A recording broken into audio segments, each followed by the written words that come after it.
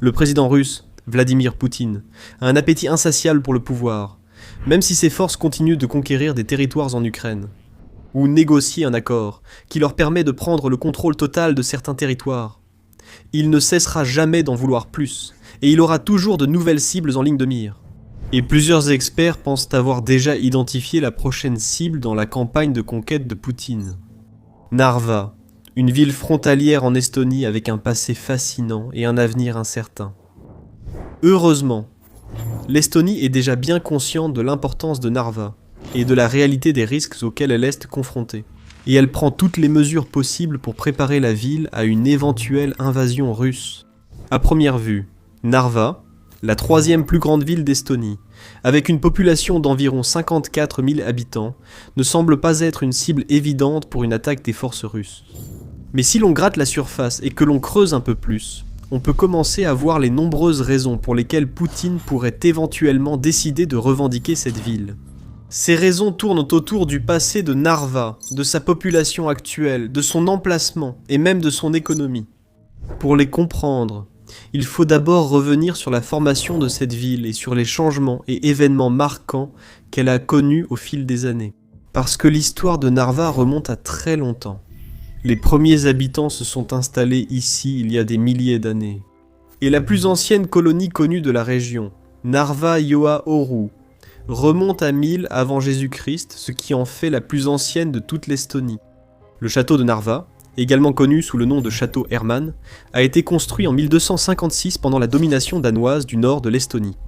Cependant, la ville de Narva elle-même a été officiellement reconnue comme ville pour la première fois en 1329. Les fondations du château ont été posées à un emplacement idéal, à l'intersection de plusieurs routes commerciales. Et en plus, les eaux vives de la rivière Narva et la colonie environnante ont rapidement commencé à se développer. Tout cela s'est produit à une époque où le Danemark régnait sur le nord de l'Estonie. Mais Narva a connu de nombreux changements de propriétaires au cours des siècles suivants. Pendant la guerre de Livonie au XVIe siècle, par exemple, le Tsarat de Russie a réussi à capturer la ville, la transformant temporairement en un important port commercial et centre de transbordement pour les marchandises russes provenant de villes russes voisines, comme Novgorod et Pskov. Ce fut la première, mais pas la dernière implication de la Russie dans l'histoire de Narva, et cela ne dura pas longtemps. Seulement quelques décennies après que le Tsarat eut pris la ville, celle-ci fut de nouveau conquise, cette fois par les troupes du royaume de Suède. La Russie a tenté en vain de reprendre la région, mais la Suède l'a conservée plus d'un siècle, contribuant grandement au développement de Narva à cette époque, sous la domination suédoise. La vieille ville baroque de Narva a par exemple été construite. Et même après qu'un incendie ait ravagé une grande partie de la ville en 1659, les anciennes structures furent rapidement remplacées. Portée par l'augmentation des revenus commerciaux dont la ville bénéficiait, la Suède chercha également à améliorer les structures défensives de la ville, en construisant un solide système de fortification spécial appelé Bastion. Celles-ci furent vite reconnues parmi les meilleures d'Europe. Mais la Russie a toujours gardé un œil attentif sur la ville et était prête à tout pour la reprendre. Ainsi, lors de la bataille de Narva en 1700, la ville fut le théâtre de la première grande bataille entre les forces russes et suédoises. La Russie finissant par conquérir et revendiquer Narva en 1704. La Russie a ensuite continué à contrôler la ville jusqu'au XXe siècle, et Narva a continué de croître et de prospérer, devenant la ville industrielle la plus importante de toute l'Estonie, accueillant le premier chemin de fer du pays et diverses grandes entreprises. La Seconde Guerre mondiale s'est avérée être un tournant majeur dans l'histoire remarquable de la ville. Elle s'est été prise par les forces nazies, l'armée rouge soviétique étant finalement contrainte de bombarder la zone, détruisant sa vieille ville et 98% de ses bâtiments. Les autorités soviétiques ont ensuite décidé de ne pas reconstruire les magnifiques anciens bâtiments qui avaient été détruits. Et ils ont également refusé de permettre aux habitants natifs d'origine de la ville de revenir chez eux. Des immeubles d'appartements soviétiques traditionnels ont été construits à la place. Et des travailleurs russophones ont été acheminés dans la région depuis différentes parties de l'URSS, transformant ce qui avait autrefois été un centre de la culture, de la langue et des traditions estoniennes, en une ville fade et majoritairement russophone, similaire par son ambiance et son esthétique à tant d'autres, à travers l'Union soviétique. En 1991, l'Union s'est effondrée et l'Estonie a enfin retrouvé son indépendance. Mais Narva continue d'abriter un grand nombre de russophones et de citoyens russes, à cet égard. Elle présente au moins quelques similitudes avec la région ukrainienne de Crimée, ainsi qu'avec les régions orientales de l'Ukraine, que Vladimir Poutine a initialement visées lors de son invasion de 2022, comme Donetsk et Louhansk. Pour cette raison, depuis que la Russie a annexé la Crimée début 2014, les craintes ont progressivement augmenté que le Kremlin puisse mener une attaque similaire contre Narva. Divers commentateurs politiques, journalistes, scientifiques et experts militaires ont même inventé le concept du soi-disant scénario de Narva. Une situation militaire hypothétique dans laquelle la Russie attaque l'une des petites nations de l'OTAN comme l'Estonie, en utilisant des tactiques de guerre hybrides similaires à celles observées en 2014. Et avec la montée en puissance menant à l'invasion de 2022 alors que la guerre en Ukraine se poursuit, beaucoup de ces mêmes experts tirent la sonnette d'alarme, suggérant que le scénario de Narva devient de plus en plus réaliste. Alors que Poutine réfléchit à sa prochaine action et désigne la prochaine cible sur laquelle son armée immense et en constante expansion devra se concentrer. S'adressant au Sun, par exemple, Tim Willsey, ancien diplomate et professeur invité en études de la guerre au King's College, a averti que les plans de conquête européenne de Poutine sont loin d'être terminés. Je ne pense pas un instant que le projet de Poutine soit terminé. L'expert a poursuivi en affirmant que, peu importe comment la guerre en Ukraine évolue, et même si elle se termine par un accord de paix potentiel, le président russe a déjà d'autres cibles en vue. Celle que j'ai toujours trouvée très dangereuse, c'est Narva, qui compte 80% de population russe. Il n'est pas le seul à avertir que Narva pourrait être la prochaine cible de la machine de guerre du Kremlin. Et les habitants ont de quoi s'inquiéter. Car Poutine lui-même a même lancé une menace vague envers la ville en 2022. Lors d'une rencontre avec de jeunes entrepreneurs, ingénieurs et scientifiques au Centre d'innovation et d'éducation de l'exposition des réalisations de l'économie populaire de Moscou, Poutine s'est célèbrement comparé au légendaire empereur russe Pierre le Grand, tout en affirmant que la Russie avait toujours exercé sa domination sur la ville estonienne. Pierre, j'ai mené la Grande Guerre du Nord pendant 21 ans. Il semblait qu'il se battait contre la Suède, qu'il avait conquis quelque chose qu'il n'avait pas conquis, tout ce qu'il reprenait. C'est comme ça dans la direction occidentale, c'est-à-dire Narva, ses premières invasions. Pourquoi y est-il allé? Il a repris et sécurisé, c'est ce qu'il a fait. Poutine a poursuivi en disant que les Russes d'aujourd'hui devraient suivre cet exemple, reprendre et sécuriser tous les endroits qu'ils estiment leur appartenir. Les signaux d'alarme retentissent depuis lors, et il n'est pas difficile de comprendre pourquoi. On peut dire qu'il y a 5 raisons principales que Poutine pourrait invoquer comme une sorte de justification pour attaquer la ville estonienne. La première raison, comme l'a souligné Poutine lui-même, ce sont les liens historiques de la Russie avec Narva. Comme expliqué précédemment, la Russie a, à différentes époques de son histoire, exercé le contrôle sur cette ville. On peut en dire autant de plusieurs villes, à travers l'Europe, et à toutes les époques. Nous avons vu différents pays, royaumes et empires revendiquer diverses villes, villages et territoires. De nos jours, cependant, la grande majorité des nations dans le monde respectent l'indépendance et la souveraineté des autres. Elles ne réclament pas des territoires d'autres pays sous prétexte de les avoir possédés autrefois. La Russie, ou du moins son dirigeant, a tendance à voir les choses différemment pour Moscou. Il semble que tout endroit ayant déjà été partiellement occupé par des forces ou des populations russes ou soviétiques au cours de l'histoire soit considéré comme une cible légitime au XXIe siècle. C'est d'ailleurs en partie ainsi que Poutine a justifié sa soi-disant opération militaire spéciale en Ukraine, affirmant que la région du Donbass, à l'est de l'Ukraine, devrait appartenir à la Russie, tout en revendiquant également la Crimée. Il a même affirmé que selon lui, l'Ukraine appartient à la Russie et peut être prise par elle. Donc, il n'est pas difficile d'imaginer Poutine avancer des arguments similaires. En ce qui concerne Narva, étant donné l'histoire unique de la ville et ses liens actuels avec la Russie, cela nous amène à la deuxième grande raison. Le grand nombre de citoyens russes à Narva, de locuteurs russes et ses liens culturels avec la Russie dans son ensemble. Comme le note M. Willsey, Narva compte un pourcentage élevé de citoyens russes vivant dans ses limites. Les chiffres exacts sont difficiles à obtenir, et les estimations varient cependant. Des chiffres récents indiquent que 6% de la population de la ville est composée d'Estoniens de souche. Moins de la moitié, environ 48% pour être exact, sont citoyens estoniens, tandis que 36% possèdent des passeports russes et 14% appartiennent à la catégorie de citoyenneté indéfinie. 97% de la population de la ville parle russe, et beaucoup pensent qu'ils maintiennent des liens étroits avec ce pays. En effet, peu de temps après que l'Estonie a acquis son indépendance, au début des années 1990, un référendum officieux a été organisé concernant l'avenir de Narva et des régions environnantes. Les sondages de l'époque montraient que la grande majorité des habitants de ces régions étaient opposés à la sécession de l'Estonie. Mais les résultats du référendum ont montré que 97% ont voté en faveur de l'autonomie. Bien qu'il n'y ait eu qu'un taux de participation de 55% parmi les habitants de Narva, la Russie peut toujours utiliser ce référendum comme preuve que les habitants de Narva ne souhaitent pas faire partie de l'Estonie. Il y a eu de nombreux rapports crédibles de fraude électorale à l'époque, et le vote a finalement été jugé inconstitutionnel par le gouvernement estonien. Beaucoup pensent que Moscou était intervenu pour influencer le résultat. Pourtant, Poutine laisse rarement les faits ou la vérité interférer avec son agenda et pourrait facilement construire un récit pour justifier que le peuple de Narva souhaitait ou devait rejoindre la Russie. La maire de la ville, Katri Reik, serait fortement en désaccord. S'adressant au photojournaliste Mario Heller pour un rapport de Chatham House, Reik fait valoir que le sol russe se trouve à seulement quelques mètres du centre-ville de Narva.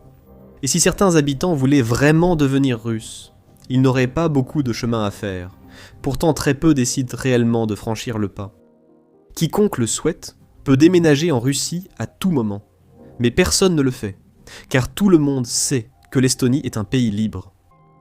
La troisième raison pour laquelle la Russie pourrait considérer Narva comme une cible attrayante est sa situation géographique. La frontière entre la Russie et l'Estonie s'étend sur 183 miles, soit 294 km au total. Donc, théoriquement, si la Russie voulait envahir l'Estonie et lancer une attaque contre cette petite nation de l'OTAN, elle pourrait choisir de nombreux endroits le long de cette ligne. Cependant, lorsque l'on regarde la frontière de plus près, il est clair que les options de la Russie sont limitées. En effet, de nombreux kilomètres de la frontière ne traversent pas la terre, mais des étendues d'eau, comme le réservoir de Narva, la rivière Narva elle-même, et le vaste lac Peipus, qui est le plus grand lac transfrontalier de toute l'Europe, et le 5e plus grand lac d'Europe. Au total, il couvre une superficie impressionnante de 1373 miles carrés, soit 3555 km carrés. Faire traverser un grand lac ou un réservoir à une force d'invasion importante, comprenant des chars, des véhicules blindés, de l'artillerie et d'autres équipements, est une tâche extrêmement difficile. Ainsi, toute invasion russe de l'Estonie devrait être organisée le long des sections terrestres de la frontière, faisant de Narva la cible la plus évidente. Il reste cependant la rivière Narva à traverser ici. Mais il y a déjà un grand pont qui relie la ville estonienne à sa voisine russe, Ivangorod. Cependant, le pont a été fermé par les autorités estoniennes et restera fermé jusqu'à la fin de la guerre en Ukraine. Le côté estonien a aussi mis en place des portails et barrières pour renforcer la sécurité. La Russie pourrait également utiliser la grande autoroute E20 qui va jusqu'à la capitale estonienne Tallinn à l'ouest, la reliant directement à la grande ville russe de Saint-Pétersbourg à l'est. Cela serait idéal pour les forces du Kremlin afin de transporter rapidement et efficacement des troupes et des véhicules militaires vers Narva. D'un point de vue logistique, donc une invasion de Narva ne serait pas forcément trop difficile à organiser pour Moscou. Il y a cependant une grande incertitude concernant toute attaque contre Narva. Et c'est le fait que l'Estonie fait partie de l'alliance de l'OTAN, et que tous les membres de l'alliance de l'OTAN sont obligés de se défendre mutuellement en cas d'attaque ou d'invasion. Cela nous amène à la quatrième raison pour laquelle la Russie pourrait attaquer. Poutine pourrait penser que Narva n'est pas assez importante pour provoquer une réaction majeure de l'OTAN, et certains experts craignent que cet argument soit valable. Lors d'une interview à Sun, Willis Ewilsey a exprimé son inquiétude que les États-Unis et d'autres grandes nations de l'OTAN ne soient pas prêts à risquer un conflit mondial ou une guerre totale avec la Russie, uniquement pour sauver Narva. Croyons-nous vraiment que les États-Unis vont faire la guerre pour une seule ville en Estonie ? Je ne suis plus sûr de le croire. À une époque où l'alliance de l'OTAN subit des tensions croissantes, ces craintes ne sont pas nécessairement infondées. On peut facilement imaginer l'OTAN défendre un État membre en cas d'invasion majeure, mais ses alliés pourraient hésiter à envoyer avions et troupes si Vladimir Poutine prétend ne vouloir qu'une ville. Cela s'inscrirait dans la stratégie récente du Kremlin, qui consiste à tester les frontières de l'OTAN, en envoyant de petites quantités de drones ou même des avions russes dans l'espace aérien de pays comme la Pologne ou l'Estonie. Ce genre de provocation n'est pas tout à fait suffisant pour déclencher une réponse militaire sérieuse. Et ainsi, elles permettent à Moscou d'en apprendre davantage sur les véritables limites de l'OTAN et sur la solidité de ses liens. La cinquième et dernière raison de cibler Narva, c'est que, même si elle peut sembler être une ville relativement petite et insignifiante de l'extérieur, elle revêt en réalité une importance économique assez notable.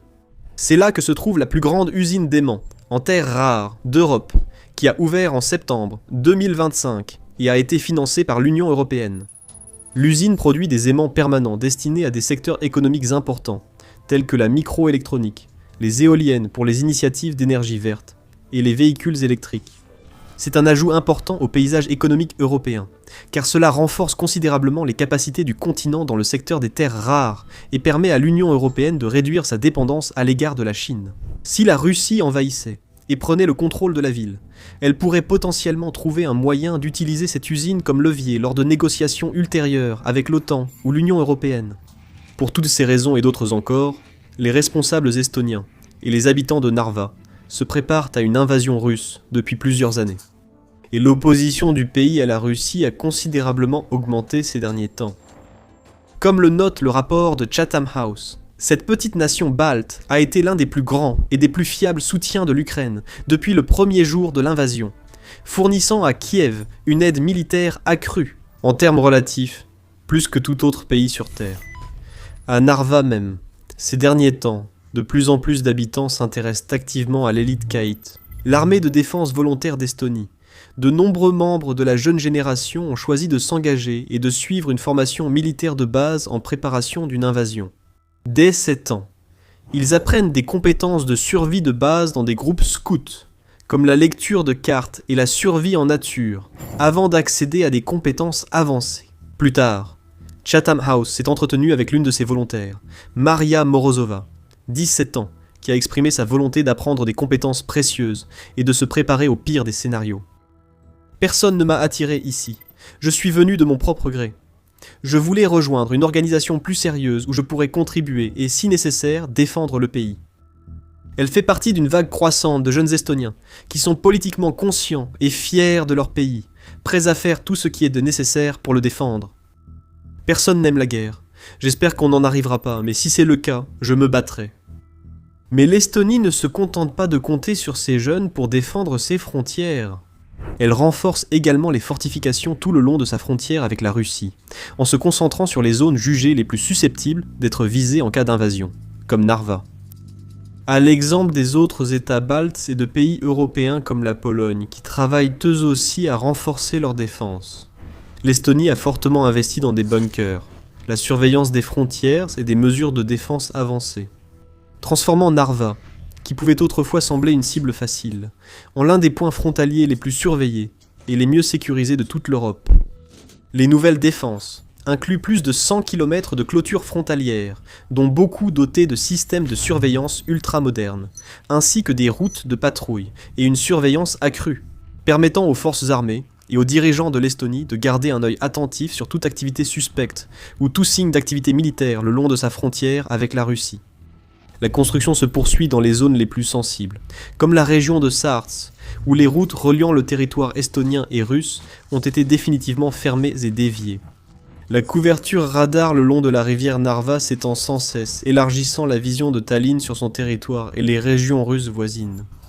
En plus des clôtures, l'Estonie travaille également d'arrache-pied sur sa ligne de défense balte.